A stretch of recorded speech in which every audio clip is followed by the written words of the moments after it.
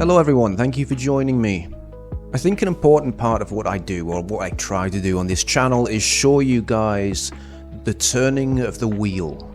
It's easy to feel despondent, as though you don't have an option, any way out. It looks kind of bleak out there, but you have to remember that there are still people out there, and more of them every single day, that think like you. Hence the reason I want to show you the clip. Now, I don't agree with everything that Alex says, but sometimes she does hit the nail on the head. And this is a very good example. They are talking in this section about the fact that they can't quite trust the police for some reason.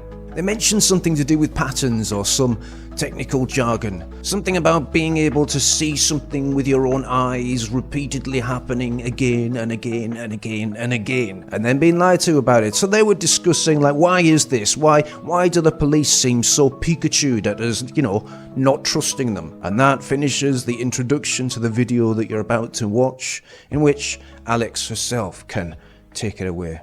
They've been playing this game for a very long time. It's nothing new. I mean, you open up pages of a newspaper and 3 men who have raped teenage girls on a beach in Bournemouth are from Cardiff and Edinburgh and London, and then you look at the names, you go, yeah, they're not, though, are they? They're not actually from Cardiff, Edinburgh and London. I remember when Abdul Abaidi, that guy who was, threw chemicals all over his former partner and had sort of splashed himself on the face, and the police said, manhunt, there's a guy on the loose, he could be anywhere in London, without giving any sort of description, because, that might upset people, that might put certain communities under an unfair spotlight. And so this is the game they now play. They've realised that the genie's out of the bottle. They can't put it back in the bottle. They have completely vandalized this country with huge amounts of immigration, balkanized communities. Plenty of men out there. I was just reading earlier on a headline from a former copy of the Daily Mail about a young man of a Muslim background who had raped a teenager, and said, oh, well, they said to me in my mosque, actually, that's okay. I didn't realise I was doing something bad. And the judge went, oh, he's a bit naive. He's not very sexually experienced. We won't send him to jail. And so, they've created a situation where we've got clashing cultures, where we have imperiled the safety of women and girls, as I have said repeatedly.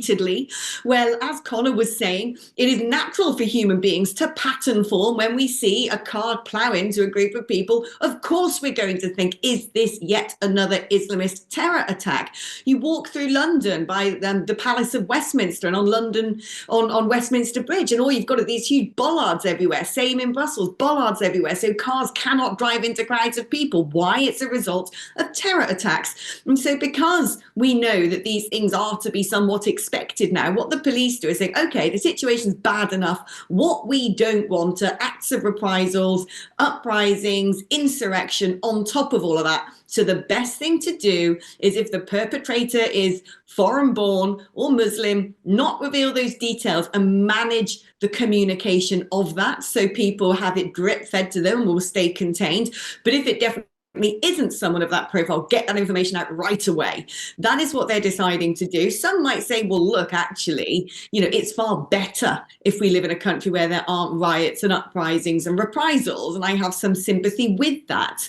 But this is indicative of the fact that we have got a huge problem in this country, and so we're having to go to such lengths as create a two-tier system in order to manage some of those horrific issues. What I want to know is what we're going to do about those issues, rather than just constantly trying to manage people's objection and resilience to them. And there we go, guys. That was a nice little speech, wasn't it? I don't know whether it was off the cuff or not, or whether it was just, read naturally, but it was nice. It was nice anyway. And you notice during that she started talking about who they are and what they are doing behind the scenes, which was nice to hear. And she's obviously challenging the official narrative that the government is rubber-stamped to all of the mainstream media, that they need to parrot to everyone that everything's fine, don't worry about it. Again, your eyes just continue to lie to you. Tell them to stop. And then straight after that, she mentioned that she herself was recognizing patterns, and that other people were beginning to recognize these weird things called patterns. She also makes some great statements. She highlights the soft bigotry of low expectations and the rampant anti-whiteism that is running through the judiciary. And of course, then she goes on to mention the quiet surrender, the managed decline, We've all heard of these words. Now people are starting to notice. And she didn't mention this directly, but she did highlight that when the police are involved with an attack incident, they seem to immediately start blaming the native population for why they need to lie to the native population. So what I wanted to highlight, and what I want you to take away from this, is that there is actually a lot of people out there that think the way that you do, that maybe don't accept the mainstream narrative that's spoon-fed to them on PSYOP programs like Coronation Street and EastEnders. That maybe, actually, the vast majority of people out there are on the same page. And we're just now very thankful that people are starting to notice.